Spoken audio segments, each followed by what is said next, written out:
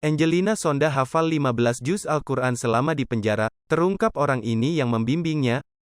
Setelah menyelesaikan hukumannya, kini sosok Angelina Sonda tampil semakin religius. Tak cuma menutup aurat dengan berhijab, ibu Kaanu Masaid itu juga berhasil menghafalkan 15 juz Al-Quran selama bertahun-tahun menetap di penjara.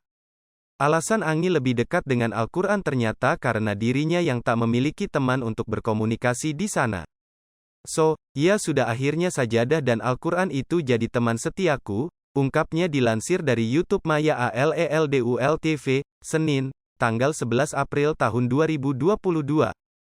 Selama menghafal Al-Quran, rupanya istri mendiang Aji Masaid itu oleh Widya yang merupakan teman satu kamarnya.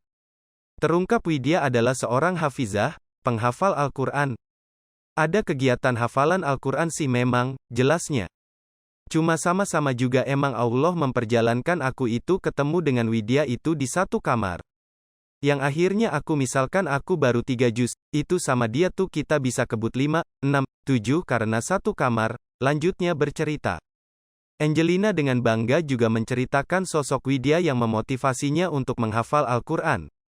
Apa karena si Widya ini setiap hari juga dia ngimamin aku? Hafalannya kan lancar, dan dia tajwidnya oke, mahrajnya dapet, tartil lah pokoknya. Jadi kedepannya aku juga mengalir, tandasnya. Angi juga mengungkapkan kalau dirinya bersama Widya selalu membaca dan menghafal Al-Quran setiap hari. Ia bahkan mengaji dari salat subuh hingga menjelang waktu salat duha. Angelina Sonda memang begitu berbeda setelah keluar dari penjara yang sudah dihuninya selama 10 tahun. Terutama perubahan tersebut terjadi pada gaya hidupnya.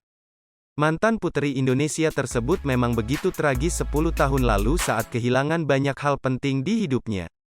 Mulai dari masa kejayaan usia, anak semata wayang, hingga suaminya.